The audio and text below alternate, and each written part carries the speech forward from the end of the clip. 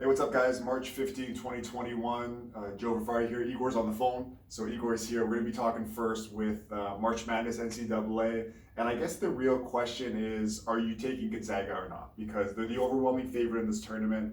I've pretty much filled out my bracket. Igor's going to go through his. I'm going to go through mine. In case you guys haven't been watching too much of the season, I've been paying attention. Igor's been paying a little bit of attention as well. So, we're going to go through the divisions or what conferences. We're going to start off with the West, where Gonzaga is. Igor, if you want to start off, give me your first round, and then I'll go through mine, and we'll go through all of the different divisions here. Sure. I guess I'll start off with. I guess we'll go with the Gonzaga end of the bracket. So obviously, I have Gonzaga winning. Whoever comes out of that 16 playing game. So obviously, I have Gonzaga moving on there.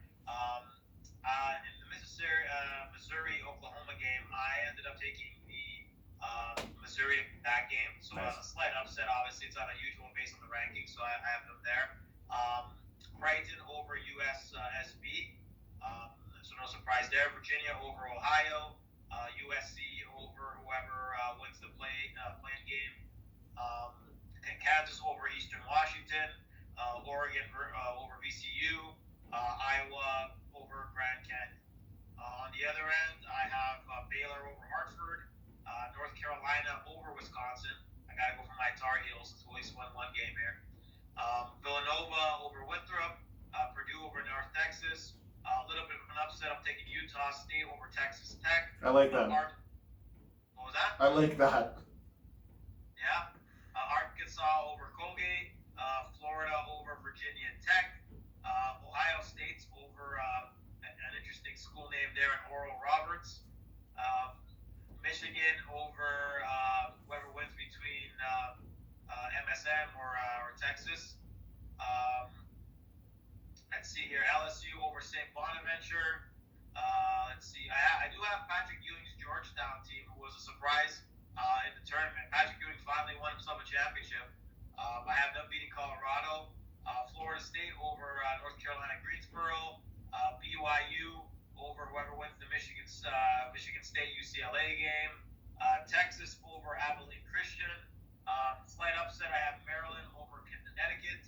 I might, change my mind on that one because I know Connecticut and the Huskies get to have a pretty good runs in these things. But right now I'm going to stick with Maryland.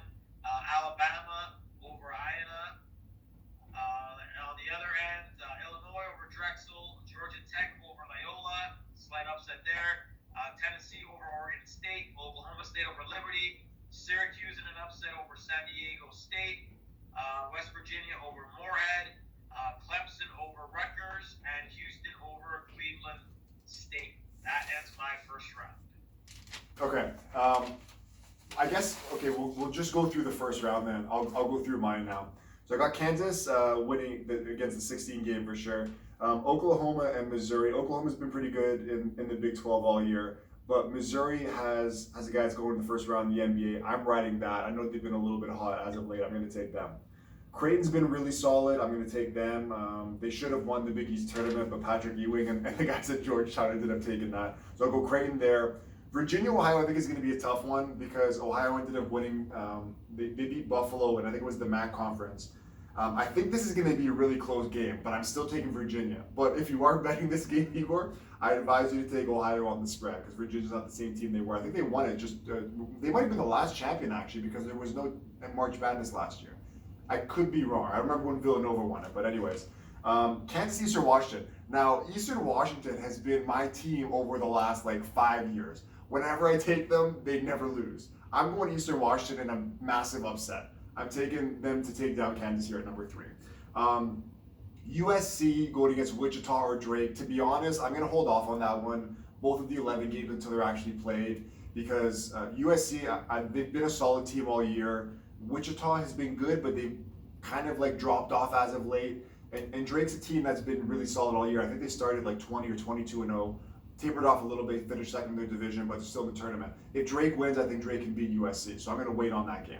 Eastern Washington's going to win whoever they play anyways in that next matchup. Okay, Oregon and VCU. Now, Virginia Commonwealth, ever since Shaka Smart has been there, I know he's at Texas now, they've been my team. Oregon's been really bad in the last month or so. I got VCU. Iowa, to be honest, I thought I was going to take them to win the title game, but they're definitely going to win this 2:15 matchup. Baylor, easy one there. Number one, I got Wisconsin taking out North Carolina. Now North Carolina and Duke both were terrible pretty much all season. North Carolina edged out Duke in one of those games and ended up making it through to the tournament. I don't think they're going to win the game. They're just not the same team. Next game, Villanova Winthrop. Villanova's been pretty good, but they lost their best player. I believe he tore his knee.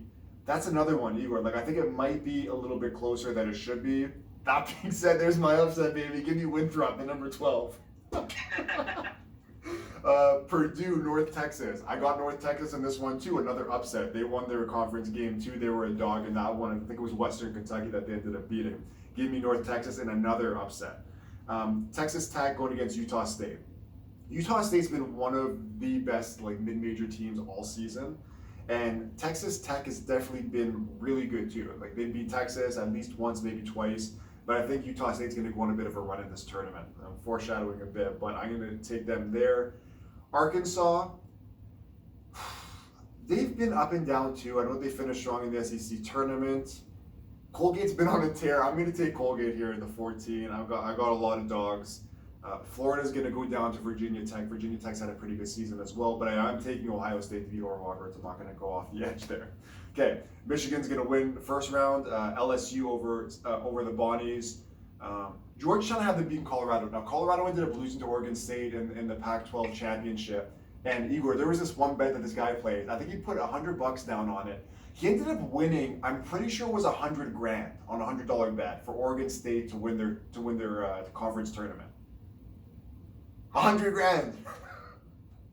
Well, I mean, like I said, if you know, you know. At the end of the day. I'm gonna ride them to at least win one more game. So I'm gonna take. Sorry, I'm losing a bit of here. Georgetown to beat Colorado. Sorry, Georgetown won that one as well. Colorado lost to Oregon State was what I was saying. So I had to take Georgetown there, who won. Like you said, Patrick Ewing won the Big East championship. First player ever to win it as a player and a coach. Big ups to him. Couldn't do much with the Knicks in terms of winning. Florida State over UNC Greensboro. The other 11 here, BYU's going against UCLA. If Michigan State wins, I'm going to take them to advance in this game as well against BYU.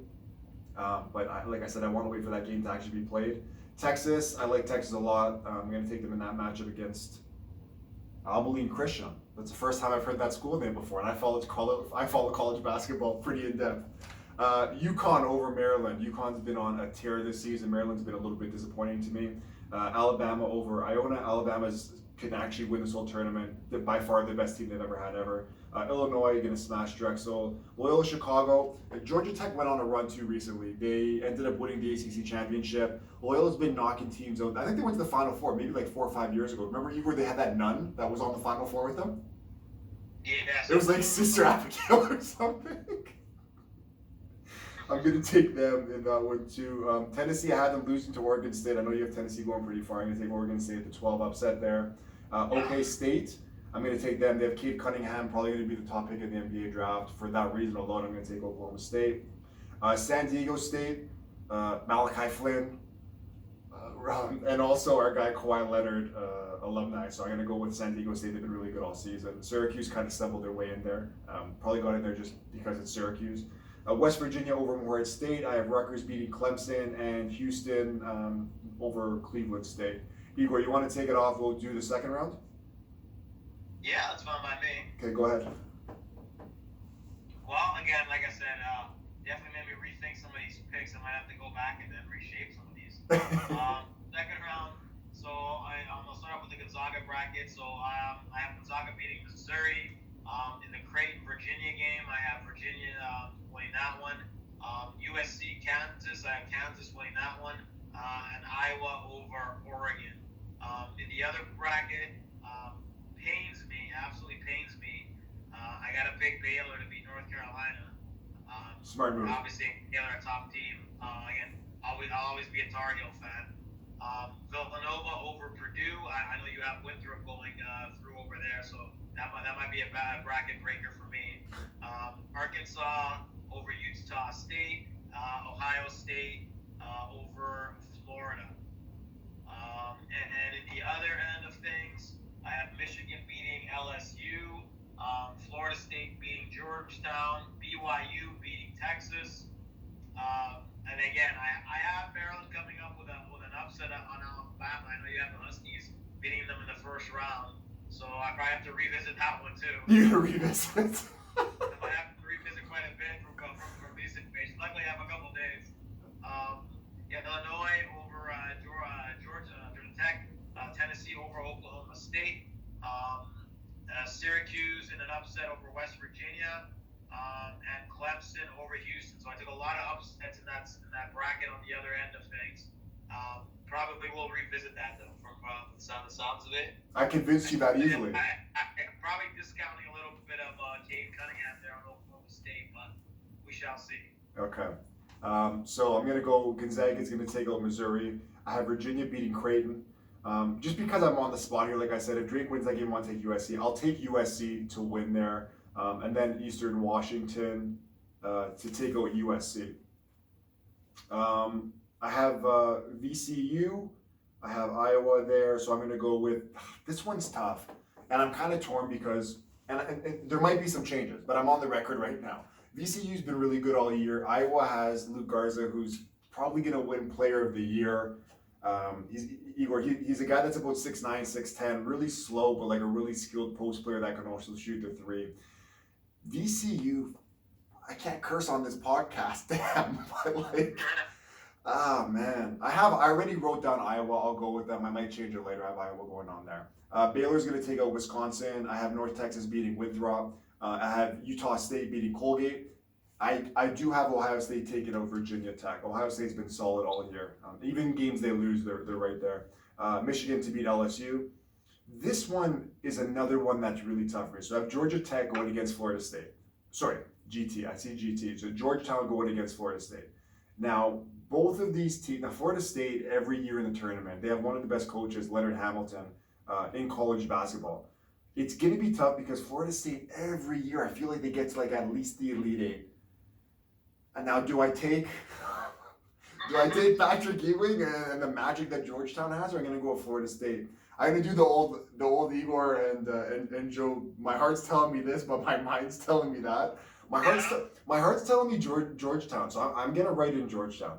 I think that they might be a team of destiny, at least to get a little bit further. I'll take Georgetown there. Texas is going to take out, I have Michigan State there. So I have Texas to take out Michigan State, and UConn with an upset to beat Alabama. That's another tough one. I don't know when I'm going to ride with that one. Illinois is going to beat Loyola. The Loyola is going to give them a bit of a run. Another one I was kind of stuck on here, the two states, Oregon State, Oklahoma State. I took Oklahoma State. I might revisit that, but I got Oklahoma State here. San Diego State's going to take out West Virginia. And then Rutgers and Houston. Houston's been solid all season, but they haven't done so well in their tournament this year. I know they ended up finishing, and to be honest, I don't think they're actually a number 2 seed. But I just don't think Rutgers is good enough to beat them. Rutgers or Clemson, but I have Rutgers. I'm going to take Houston now. All right, Igor, we're in the Sweet 16, baby. Let's go. Let's dance. Oh, we're in the Sweet 16. So, Let's go. man, you're putting me on the spot here. I got to probably revisit these picks, but all right. Let's go again. Gonzaga over Virginia, Kansas over Iowa, Baylor over Villanova, Ohio State over Arkansas. So that is it for that. Or hold on, that's not my Elite Eight. Maybe I'm getting confused here. Hold on I think you might be right. Yeah. That's the Elite Eight. We already did Sweet 16. Oh yes, yeah, we did the Sweet. These brackets are so tough to read.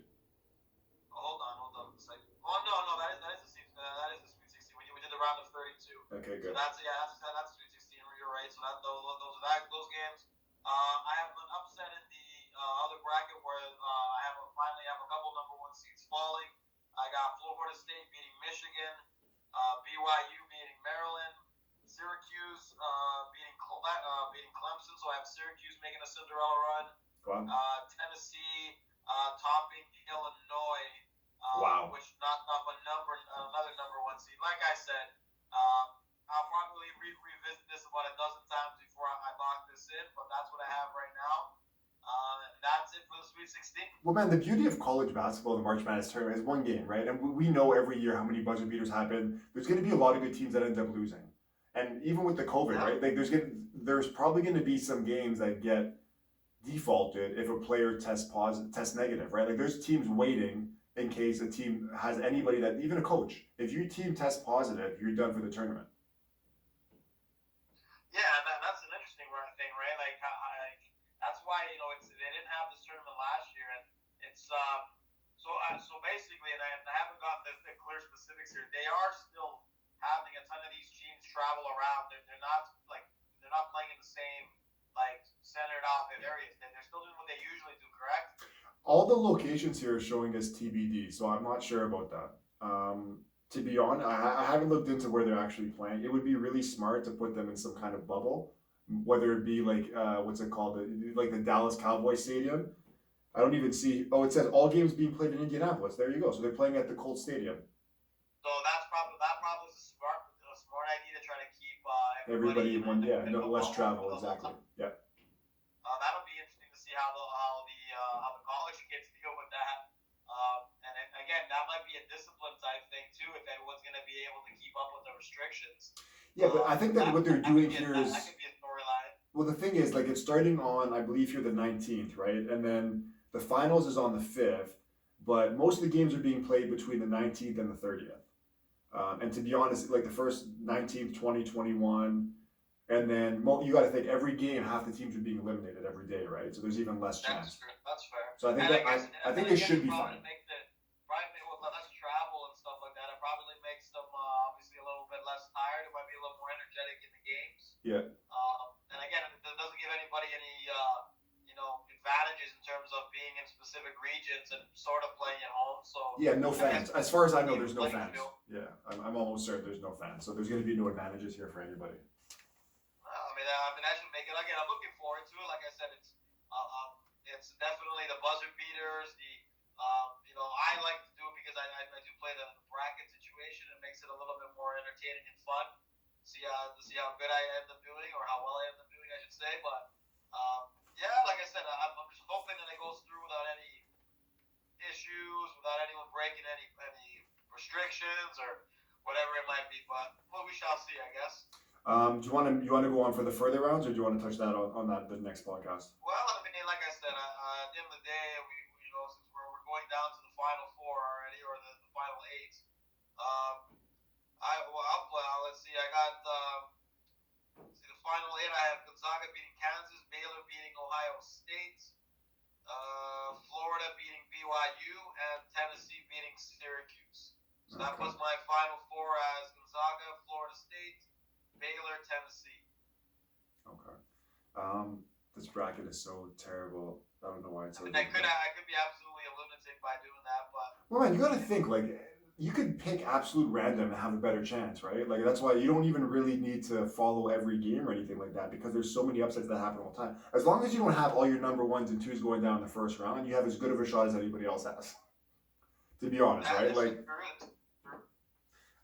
So I'll start off with Gonzaga. I do have them taking out. Let me just see who they would play here. This is so brutal here. So I have Virginia there. They beat Virginia. Okay, so Gonzaga beating Iowa. I then have Baylor. No, I have Utah State beating Baylor. Interesting. Wow, If I can even, because first I had Ohio State beating Utah State, but I got to change that up because I don't know why I did that. I'm going to take Utah State to beat Ohio State and then Utah State to beat Baylor. Now, like I said, I doubted. I'll go to the Midwest Division, and okay, so I have Illinois winning. Illinois is really good. Obviously, they're number one, but they were borderline number one going into it. I'm going to take Illinois to beat Oklahoma State. I know Parker ended up taking Oklahoma State, I believe, losing in the finals, which. I know there are four, but like I said, like Cade Cunningham, he's like a 6'8" kind of point guard. They're comparing him almost to like a Grant Hill. I only watched one game of him this year. It was a double overtime. I don't know if it was a loss or not, but I watched the double overtime and he shot like 1 for 9 in the double overtime. So it was a bad first impression I have from him. Apparently the kid's incredible. Sounds like a Ben Simmons performance on UCLA. No, but he's actually skilled. He's actually really skilled. I'm going to take Illinois to beat Oklahoma State. And then I did doubt Houston all year. I'm just thinking, you know what? No. I'm going to take San Diego State to beat Houston. I'm going to take San Diego State to beat Houston there. So that leaves me with Sorry, I got to go to the East. Michigan. Oh man, Igor, Georgetown. Did you ride them out? No, again, like I said, yeah, I think Patrick. That's probably Patrick Ewing's high point of the season. I have them winning one game, which is technically is an upset against Colorado. But I mean, I rode Florida State, pretty much to the Final Four. So Oh, that's not a bad call either. They're a really good team. I'll take Michigan to beat Georgetown because there's just too much firepower there. So Michigan's going to beat Georgetown, and then I will take Michigan to beat Texas because I do have Texas beating UConn, which will leave me with. Let me see if I can actually figure this out. So I have Gonzaga in the West escaping. I have Utah State as what seed are they? As an 11. Wow, as an 11 coming out of the South. that's what that was a surprising pick. They've been incredible. They've been really good all year. Like I said, especially there, like the only team that I think Ohio State, if Baylor, they got to take out Baylor, they got to take out Ohio State. But other than that, there's tougher divisions, I think. Then out of the Midwest, I'm taking San Diego State. Oh, I have San Diego State playing Illinois now. I'm sorry, guys, the right hands there. I got to go with the Fighting Illini. I got Illinois there. So I'm going to go Illinois in the Midwest, in the South Utah State, in the West Gonzaga, and then in the East I'm going to have to go with Michigan. That leaves me with Michigan playing Gonzaga and Utah State playing Illinois in the Final Four. Wow, so you have three number ones and an 11th seed. Wow, that's something. Yeah, I guess so. Okay, Igor, make your Final Four picks. Let's go. So I have Gonzaga over Florida State, so they go to the national championship, and I have Baylor. Let's see here. I think I ended up changing them. So I had Baylor, and I'll probably end up changing. I guess I had Baylor against Tennessee and Baylor winning. Oh, I thought you had Gonzaga. Yeah, Gonzaga over Florida State, so Gonzaga wins that end, and then I have Baylor against Texas in the other end. Oh, okay. So you have then Gonzaga against Baylor in the final. Gonzaga and Baylor is my final. Okay, don't give me that yet. I'm gonna go through mine and we'll do our finals. Okay. So I'm gonna take the Cinderella ride ends for Utah State. They're gonna lose to Illinois, and then I'm gonna take Gonzaga to beat Michigan, which leaves me with a Michigan and Illinois final. Sorry, Gonzaga and Illinois final. Igor, you got a drum roll, please? You're up. Who do you got? Mine, I have, again, like I said, all I've heard of all year is how stacked Gonzaga is and how everyone thinks that they're headed above. And usually that ends up being the kiss of death in these tournaments, to be honest, because the hype gets against the kids' heads or whatever it might be, and they underperform in one of these games. I have Gonzaga beating Baylor. I have it as a 74-68, so a 6-point win is the tiebreaker, but I have a 6-point win for Gonzaga. Nice. Okay. I'm going to take Gonzaga to beat the Illinois Fighting Illini. I don't have a score. If I get to draw one up, typically I usually go for like the 69 to 65. That's usually my go-to in the finals. So I'll take Gonzaga 69, 65, even though Gonzaga is so high scoring there. Illinois has a massive center. I don't remember his name, but he's incredible. If that's the matchup there, it's going to be a good one. I wouldn't mind seeing 2-1s in the final. It'll probably be the first time in a while from what I remember. It seems like the ones don't make it too far, right? Yeah, like I said, it's an interesting tournament. There's no Duke, there's no Kentucky. There's a lot of the heavyweights didn't even make the tournament. So. Yeah, and Michigan State might not make it. Well, they made the play-in game, but they might not make it to see the actual round of 64. Yeah, so again, it's definitely an interesting field. And again, it's a weird year, right? So. All right, so that's our college basketball March Madness, guys. Me and Igor have talked about this all season. Raptors, are they going to be buyers? Are they going to be sellers at the trade deadline? Now, going into this All-Star break that just happened, Kyle Lowry was leading the team, one might say. Norm Powell's been actually doing much of the scoring, but it's been Kyle and Norm on this recent at least 3-game losing streak. It's been ugly, and last game against the Bulls was really bad. It looked close at the beginning. They ended up getting blown out. So if you're Masai, if you're Bobby Webster, what are you doing at the deadline? This team was sitting in 8th before the All-Star break. They've lost another 3 games. I don't know. Like, if I'm the team and I've been on the record to say this, I thought that they should have been wise to sell at the deadline. You want to get some assets. I don't think Kyle Lowry's coming back anyways. Igor's going to talk about this in a second. But you want to at least retool and kind of stock your shelves with whatever you can and get whatever assets you can. Because even if you're going to get, a first round pick and the guy that was drafted in the first round the last year or so, I want to take that and build with that as opposed to letting, Kyle leave for nothing because I don't think the Raptors are going to pay him 30 plus $25 million going forward. Igor, your thoughts on that? Well, I mean, it's been a definitely a topsy turvy year for the Raptors, and we've talked about it before. Having to play out of Tampa, no home crowds, things of that nature. You're playing pretty much on the road the entire time. Now, obviously, for some of the better players, now they started off really badly. Got on a bit of a hot streak. We all were like, okay, this looks like there's some potential starts rolling through. And then you have this COVID scare that's pretty much quote unquote put a damper on the year. I mean they ended up I think it was ended up being two games at least before the All Star break without Fred, Pascal, and OG, which to me are obviously the three of the main Maybe offensive the three best players. Yeah. Yeah, so basically, I mean, you can't really negate, and they've lost every game since. Some games that I think would be obviously very winnable if they actually had those guys. Detroit was rough. Yeah, Detroit. I mean, I would still take them over the Bulls I mean, the Charlotte game is probably all those games were winnable games. The Atlanta game, they blew a big lead. So at the end of the Another day, one, yep. I don't know what the Raptors are because they really I had like high aspirations for OG. He missed a bunch of games with an injury when he was just catching his stride. And then when he comes back, he gets hit with this COVID thing, and he's gone for two more weeks. If I'm the Raptors looking at the landscape, it's a tough situation. If you're able to pick up a big man, that might be a difference maker. I don't know. Like if again, I've never been, and I'll be the first one to admit it. I've never been the biggest Kyle Lowry fan. I think that the whole hype that he gets in terms of the whole greatest Raptors thing, we've been all over that. Yeah. I think he had massive playoff failures. Him and DeMar, I think they both get ample. I don't give one guy more disdain over the other. But at the end of the day, if they could get a legitimately a first round pick for Kyle and a young roster player or a couple serviceable pieces, considering his age and again how much does he have really left in the tank after this year, I'd probably do it because it's a serviceable, even if it's like a pick in the 20s. Like I've had this discussion with other people, like, well, what the heck are we gonna get with a Philadelphia pick or something like that? You just never know what kind of draft capital you're able to get and like what your scouting system.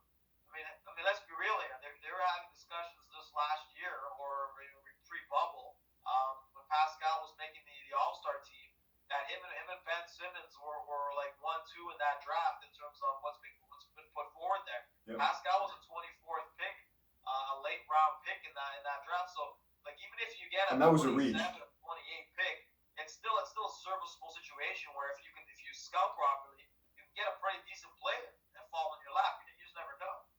Or you make a trade and then you can move up with your own. It just gives you more assets. So yeah, I would probably trade Kyle because at the end of the day, he probably won't be back. And if you don't think you're going to win the championship this year or be a legitimate contender, then sell him off.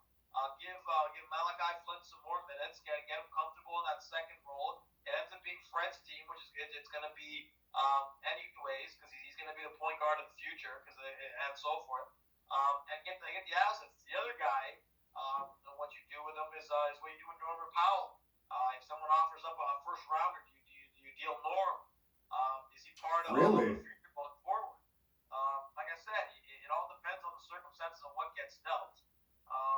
But like I said, Lowry I would definitely deal, and Powell I probably I gauge the market, see what I can get for him, and if someone's throwing me a first rounder, I might do it. I don't know either. I think that's I have some hot takes. I think that one is a little bit too much. Now hold on, because the thing is, now at the beginning of the year we talked about Norman, how bad he was. He was coming off the bench, and it was getting to the point where it's like, this guy's had a contract year. What's he doing? And he was atrocious all season. But then what happened was the season kind of picked up. Guys went down with COVID or whatever it happened, injuries as well. and he's, dare I say, put this team on his back. Norm's been incredible, and he's obviously playing for a new contract, and he's going to get paid probably similar, if I had to guess, similar to what OG got this summer. I just, I don't think you can trade Norm now. I don't think he's going to be restricted because he already got his second deal, which would make him unrestricted. The question then becomes, does he want to come back to Toronto? He should have all of the opportunity to succeed with, like you said, I don't think Kyle's going to be here. There's four guys there. Now, can you look at the team and say, hey, like I want a starting spot somewhere else? Maybe if you want to go to a team like the Knicks or Sacramento, right? But I think that with the Raptors here, you have Kyle will be gone, so you have Fred, Pascal, OG. That's your 1, 2, and 3, or 1, 3, and 4, depending on how you look at it. And I think that, if he comes back, he's a guy that can average you 18 points a game next year easy as maybe like your third best starter. Well, like I said, I mean, it all depends on how much. Well, again, the Raptors, I guess they do have the majority of guys, the four guys locked into long-term deals. It really depends on what they see if Norm's going to be a part of the future or not. If you don't think you can re-sign him, then he's an unrestricted free agent, so you're not going to ask him maybe gets you sign a trade, I guess, but you might not get hefty compensation for him. It all depends on how you feel the situation. Like I said, potentially, I agree with you. Norm when he's playing well, is a substantial player. But it's the whole thing of the consistency and so forth. So again, that'll be an interesting. He's definitely a guy that is going to garner some interest, and we'll see what happens with that. But if you're going to sell, obviously, I think that the two primary guys that would be going would probably be Lowry and it would be Norm, right? Because I don't think you're definitely not getting rid of. Boucher's made a lot of great strides. They'll probably get calls on Boucher, but they're not going to deal him. They're already thin at center to begin with. And again, I think it's either Norm or Kyle that you're gonna sell. It's those two. I don't see anybody else that would bring substantial value or worth trading at the end of the day, unless someone's gonna bite and give a second round pick for Stanley Johnson or something. Oh my God. I wanted to get to Stanley Johnson. So even I'm looking the Raptors for the last who knows, at least I want to say 5 years, their strength has been their bench, right? And what happened recently with, say what you want, Gasol and Ibaka both leaving, and then just someone else. You definitely missed Serge. Definitely missed Serge. Yeah, and just the minutes from both, right? Because even when, to be honest, I feel like Mark was serviceable until we got to the bubble. I think the bubble is really where he got exposed. Obviously, he's not the same guy anymore, and you've talked about how the Lakers are a little bit unhappy with the return they've got from him. That being said, I believe he's making $3 million anyways, and he's got to be 36 years old. I could have predicted that when they signed him. Yeah, exactly. But you know what? That contract will be earned in the playoffs, right? Because especially we talked about this. If Anthony Davis he's not going to be 100%, that we know. And if Anthony Davis is not going to be able to give you the same minutes he can, Gasol is still, if he's not going to give you anything on offense, at least he's smart enough to make decisions with the ball, take the ball out of LeBron's hands, just in terms of making passes. And he's a massive dude that's still he's still going to take up space in the post. If you're going against a guy like Jokic and you don't have Anthony Davis, at least there's someone there that has the size. But back to the Raptors. I just think that their strength and their calling card forever has been their bench. And this year we're seeing it. It's not like the Raptors are missing 5 guys. They're missing 3. Granted, 3 of their starters. But you're asking guys like Stanley Johnson, Matt Thomas, PJ Watson, a lot of these guys that are playing minutes that they shouldn't be playing, and only playing minutes that they shouldn't be playing, you're asking them to create some offense. Not even just score points, but actually create offense. And that's why I think the Raptors are just getting kind of killed, because I remember I went on a rant earlier this season when the Raptors were shooting 53-pointers a game, saying they have zero creativity. That was with a full roster. And granted, they've been a bit better, but there's just, like I said, if you don't have the bodies and you don't have the depth that you used to have, this team now, we're really seeing them shoot themselves out of a playoff spot. And the question has to be asked that we've been talking about for the last 15 or 20 minutes. Do you sell at the deadline, or do you kind of hold on to this hope that you get into a play-in game, and finish 10th or something and end up playing somebody for a hope to get into the postseason? Or do you want to kind of cut your losses on this season that we talked about earlier when we did our shows at the beginning of the season? It's a lost season, COVID, You're in Tampa, you're not at home, your fans aren't there. Hopefully, you get a lottery ball to fall your way. Even if you finish ninth or 10th, you don't have to tank the season. They're not going to tank. The Raptors always play hard. But that's something that has to be talked about, and because I just think that at this point it was sink or swim, and the Raptors, due to COVID, kind of forced their hand. They're sinking right now. And then lastly, with COVID, we've seen guys. Russell Westbrook last year when he had it wasn't the same, and to be honest, he's just getting his stride back now. He's getting older too, for sure. Jason Tatum, another guy, had COVID for a while, came back. It took him at least like a month. I want to say like 3 weeks. There's guys that have had COVID that have not been the same, and it'll take some time. Some guys and some people really are never really the same after they get it, so it's kind of tough. And with the Raptors, like we talked about, with the contact tracing, it's about 7 days, I believe, that you're out if you just are in contact with someone but still test negative. Pascal, OG, and Fred, Igor, they've been out, I want to say 2 weeks now, right? Yeah, it's been well. I mean, and yeah, it's been out. It's been more than that because I guess the All Star break they've been gone. Yeah, it's been I think because again the All Star break started what was it Wednesday, Thursday. They Thursday, I think, really was the missed last the game, entire yeah. week there. They Which missed the begs entire the week there. question, did they catch COVID? And I think the answer has to be yes, or else they'd be back playing right now, right? Well, yeah, well the media's not like yeah they'll be back and I think it's going on. I think tomorrow will start going on almost. I want to say it's been 2 weeks for 60 or more than 2 weeks, probably around 60 days I or was going to something like say that. 2.5 weeks were coming on, yeah. I think Pascal got was the guy that was up first, and then afterwards, then the other two ended up catching it or quote unquote not being able to play afterwards. I think the game afterwards. So Pascal's been gone longer. Yeah. I believe. I don't think it I was think all one three at the extra same game or time. something. But yeah, it's been a disaster, and like I said, it was guys that were Fred was having some monster games. It could not have happened at the worst time. That's exactly right, especially with. It could not happen at the worst time because now they've fallen into a funk where they're with about six other teams that are fighting for the last, let's say, two or three playoff spots. And yeah, like I said, it's a sink or swim situation, but you haven't really gotten a chance to really see what these guys can really do as a Full unit strength. because from one thing or another, something's always been going wrong. And I would venture to say that they probably have very few games when the entire roster's been healthy. And this is when, no, I agree with that. And I was going to say too, the thing is, we talked about this at the beginning of the year. You know, when are we going to press the panic button? They started off, I believe it was 2-8, and all those games where Pascal missed those, finger rolls at the end of the game.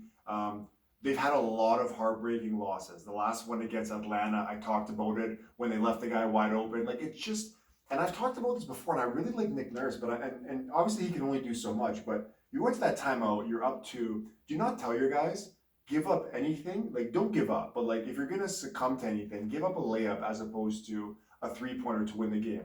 And like I said, Tony Snell, he's not Steph or Seth Curry, but he's still an adequate 3-point shooter. He's been in the league a long time, and he can nail down the shot. Out of the 5 guys that were on the floor, he's probably the guy that you want taking the shot. But you roll the dice, and they roll the dice, and they keep losing. They keep losing all of their bets. And so, like I said, starting off 2-8, all these ticky-tack losses, they just keep digging themselves a bigger hole. There's no room for error, and now all of a sudden you hear with